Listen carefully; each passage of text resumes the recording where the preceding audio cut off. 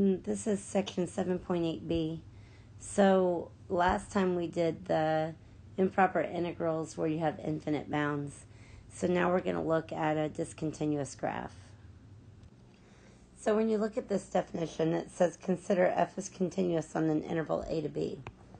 So here you have a graph from, let's say, from a to b.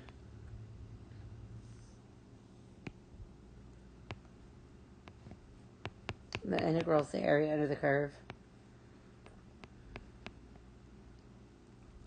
So here's the first one. The first one says that a is included and b is not. So that's an open circle on b.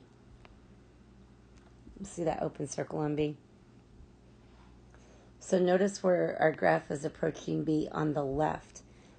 So that means we would take our integral from a to b and we would look at the limit as we approach b on the left. Okay, so then part B says we have a graph from A to B, and A is not included. So notice we'll be approaching A from the right. So as we come over here, A is not included, and we're approaching A on the right. So this is the right side of A. It goes back to those right and left-hand limits you learn in Calc 1.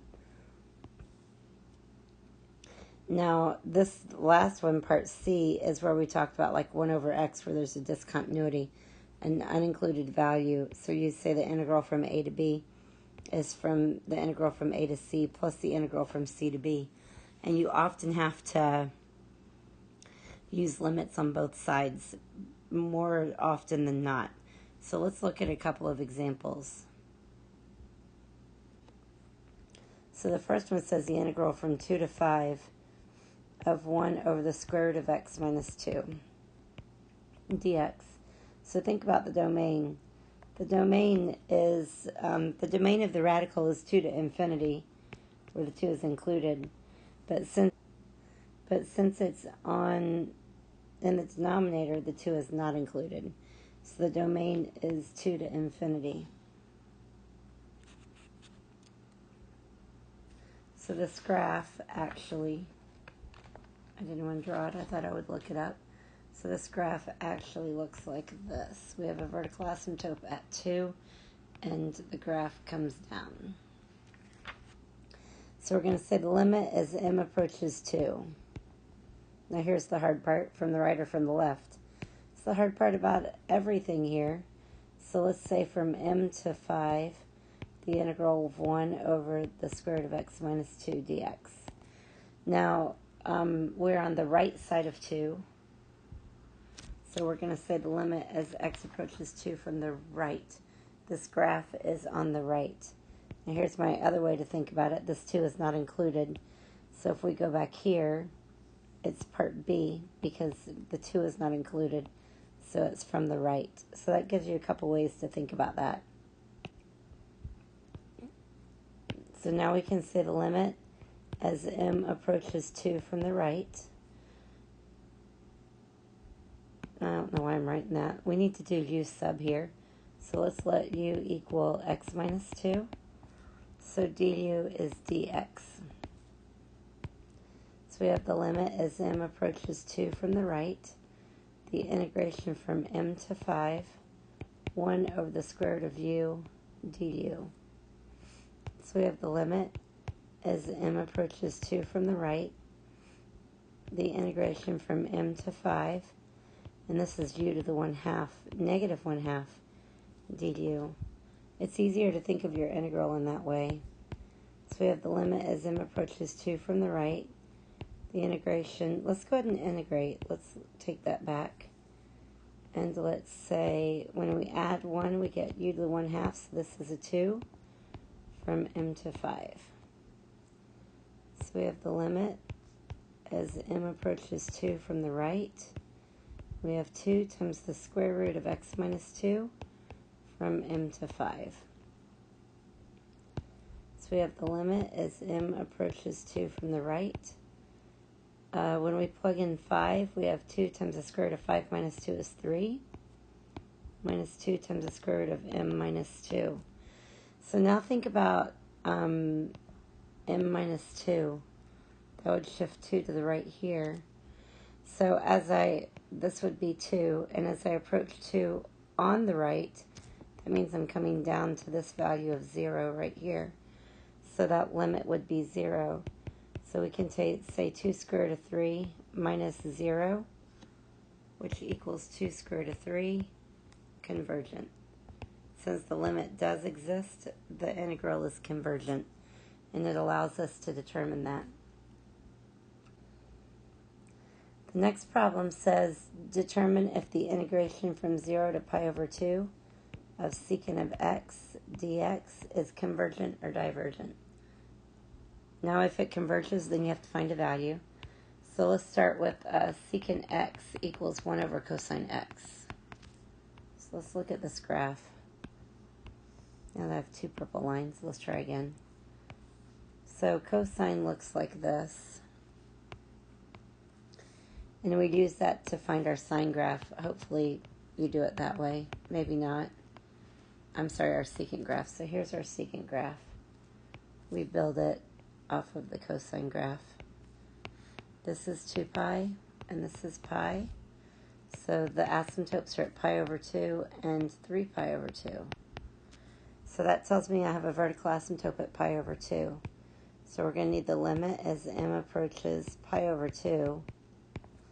Now, here's my pi over 2 here.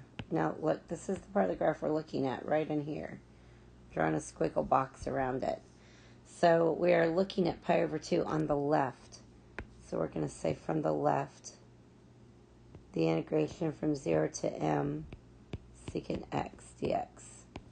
So that graph is on the left, and that's why we're doing it from the left. If we go back and look at the other, go back to this theorem, what we have here is that the upper bound, b, is not included, so we're at a. So then we're going to say the limit as m approaches b from the left. One of those things has to work for you there. So let's go ahead and integrate, because the secant is one of those that's on your reference paper, or you already know it. So when we integrate secant, we get natural log absolute value of secant x plus tangent x. And we're going from 0 to m. So we have the limit as m approaches pi over 2 from the left, not -1, but from the left. Let me fix that up above. So we have bracket natural log absolute value of secant of m plus tangent of m minus natural log of secant of 0 plus tangent of 0 .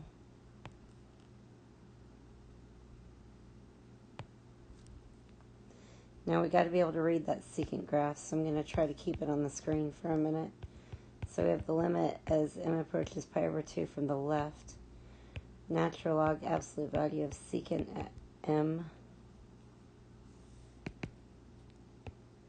plus tangent m minus natural log of the secant of 0 is this value right here, which is 1. And if you think about the tangent graph, it has the asymptotes at negative pi over 2 and positive pi over 2. And the tangent of 0 is 0. So we have the limit as m approaches pi over 2 from the left. And we have natural log absolute value of secant m plus tangent m minus natural log of 1 is 0.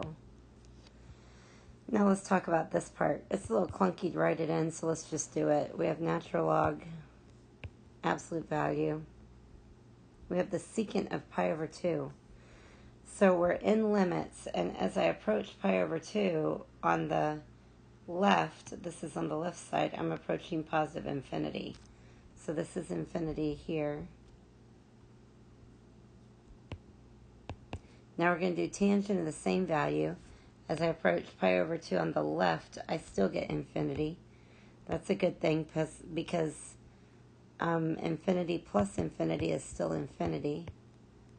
So I need to consider the natural log of infinity. And this is our natural log graph. So the natural log of infinity is infinity, which is divergent.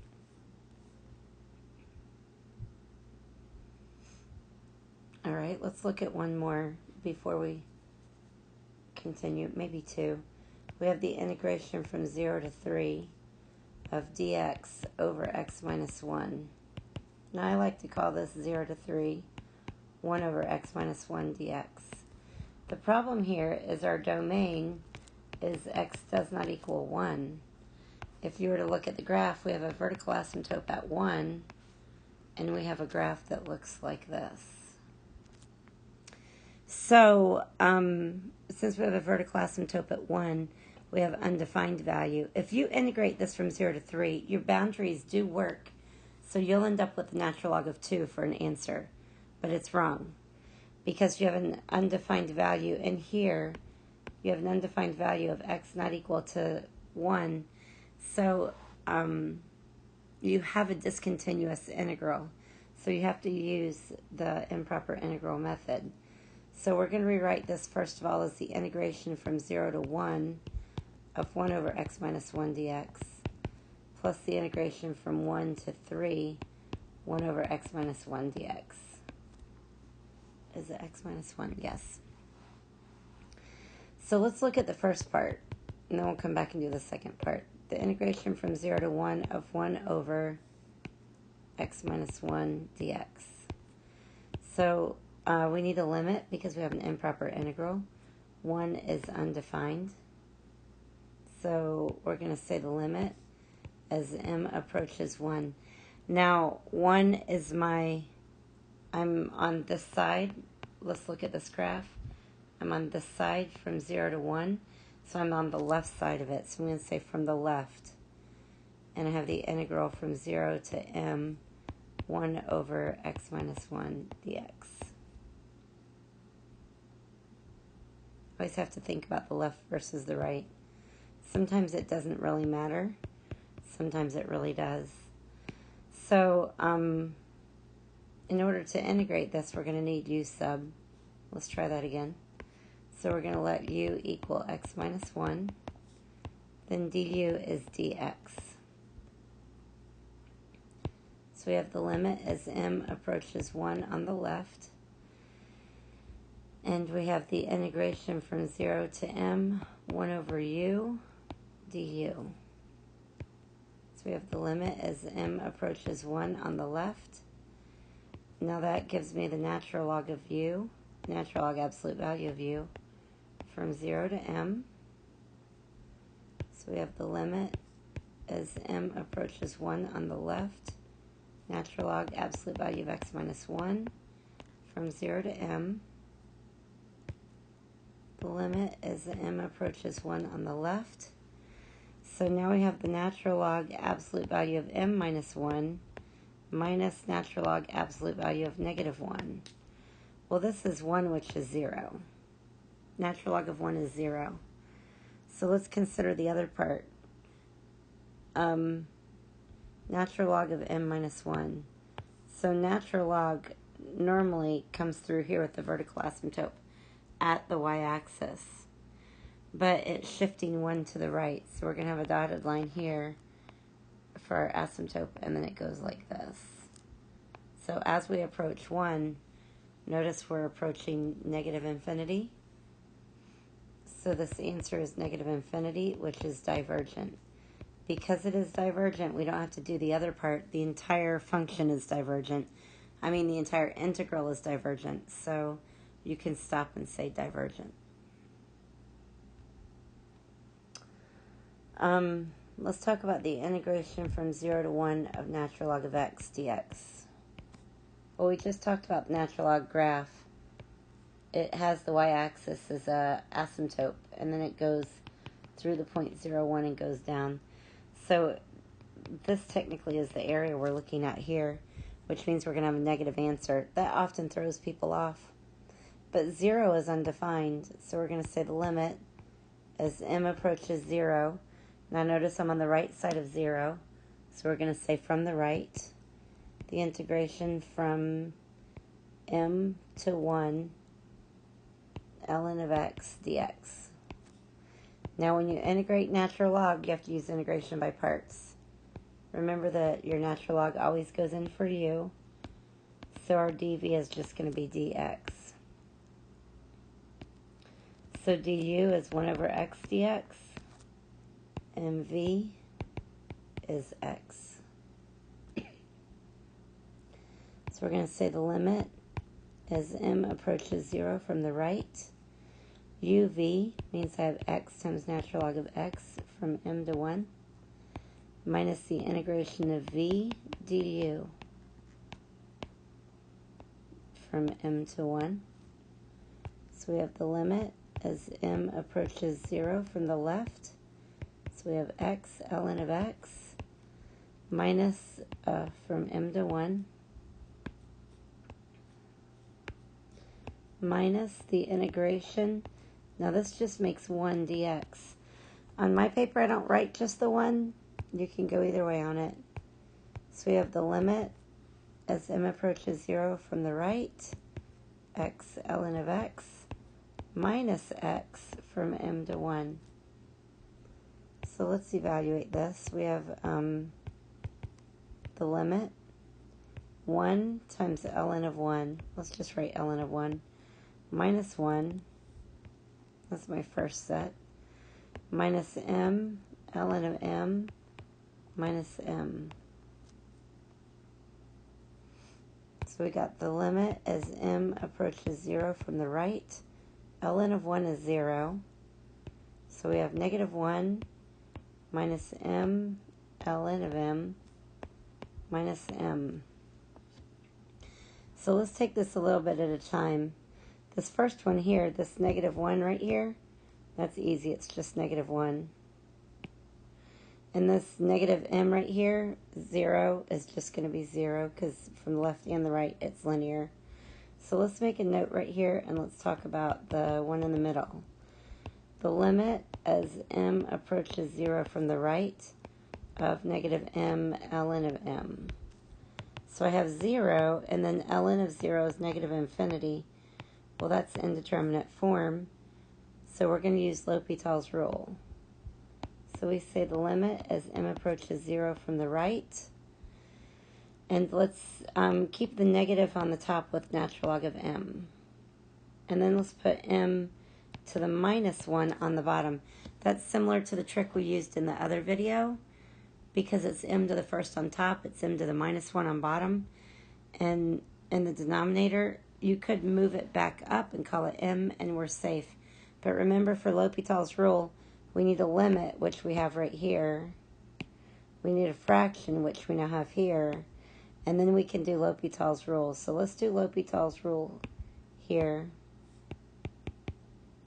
L'Hopital's rule says I keep my limit, and we take the derivative of the bottom and the derivative of the top separately. So here's our negative, and natural log of m, the derivative is 1 over m. And then the denominator, we have negative m to the minus 2 is the derivative. So we have the limit as m approaches 0 from the right. 2 negatives make a positive, and I have 1 over m over, this is 1 over m squared. Now there are a lot of ways to get this next part. So let's say 1 over m times m squared over 1. So this means I have the limit as m approaches 0 from the right. And that just gives me m. Now that's kind of what I was talking about before. M is the line that looks like this, y equals x, that's m. So at 0, the value is 0, so this is 0. So let's go back up. This equals negative 1 or plus 0 minus 0, which is negative 1, convergent. Some people are thrown off because it's a negative. It's okay. It's because it's below the curve. All right, the last topic in this lesson is the comparison test. So let's go ahead and put the comparison theorem, comparison test into this. The comparison theorem says, suppose that f and g are continuous functions where f of x is larger than g of x, which is larger than 0, larger or equal to, for x is greater than a. So what you have is you have a graph here where f is larger than g. Okay? Now, part A, if the integral from a to infinity of f of x is convergent, then the integral from g to x is also convergent. The bottom one is kind of switched, but if g of x is divergent, then the integral for f of x is divergent. So if the larger one is convergent, the smaller one is also convergent. See how your area in f of x is larger? So part A says, pause it after I say it and think about it. But part A says that if the integral of f of x is convergent, then g of x is convergent. So if the bigger one is convergent, the smaller one is convergent. The second part says if the smaller one is divergent, then the bigger one is also divergent. Now these don't switch around. That's the way it has to go. It doesn't do the opposite or switch in any way. So let's talk about how to use it. And let's look at the integral from 0 to infinity of e to the negative x squared dx. And it says, show that it's convergent. The problem is, you can't integrate that. We would use Simpson's rule to approximate it, but it goes from 0 to infinity, so that's the problem. So we look at this graph, and we say it looks like this. So this is y equals e to the negative x squared. What we need is something that's easier to use. Look at this one. This is y equals e to the negative x. Notice how they're in the similar family, but we can actually integrate this blue one, y equals e to the negative x. They intersect at 1. So let's build this. Let's take the original function, and let's write it from the integral from 0 to 1 of e to the negative x squared dx, plus the integral from 1 to infinity, e to the negative x squared dx.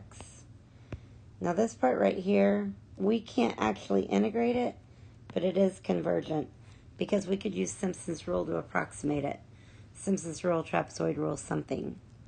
So the question here is, what about this one? If it's convergent, then the whole integral is convergent.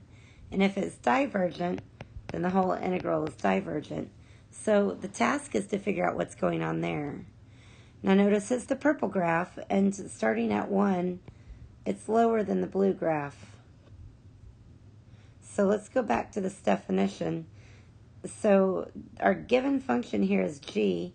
G is y equals e to the negative x squared. And f is e to the negative x. So we are in case A. If we can show that our f of x is convergent, then our smaller function is also convergent. So let's consider the integral from 1 to infinity e to the negative x dx. Now we can do that. So let's look at the limit as m approaches infinity, 1 to m, e to the minus x dx. So we say the limit as m approaches infinity. I wasted time there. We have to use u sub. So let's say let u equal negative x. You don't want an e to the negative x, just negative x. Hopefully you're pretty good at u sub by now. So du is negative dx. So dx is negative du. So we're going to say the limit as m approaches infinity, the integral from 1 to m, e to the u times negative 1 du. So we have the limit as m approaches infinity, negative integration 1 to m, e to the u, du. So this is a nice, easy integral. It's good because not everything we do is. So we have negative e to the u from 1 to m, but we don't have u. Remember back up here that u is negative x. So we have negative e to the negative x from 1 to m. So this means we're going to do the limit as m approaches infinity. Negative e to the negative m minus e to the minus 1. All right, here we go. E to the minus m. There's lots of ways to do this. I would not do this the way the rest of the world does, but I'm going to tonight for you. So negative and e to the minus m goes this way. That means it approaches 0. Now we know it's approaching 0, and we're taking the limit, so let's erase that. So that means we have this equals negative 0 minus e to the minus 1. So this is negative e to the minus 1, but I like to think of it as negative 1 over e, which is convergent. Now, this is the larger of the two, so we can say, using the comparison theorem,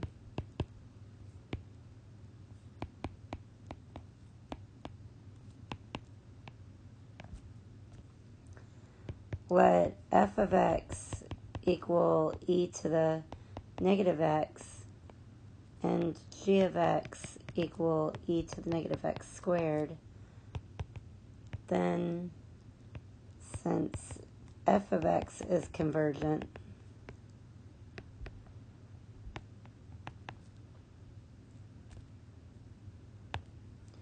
the integration from 0 to infinity of e to the negative x squared dx is convergent, or you could say g is convergent.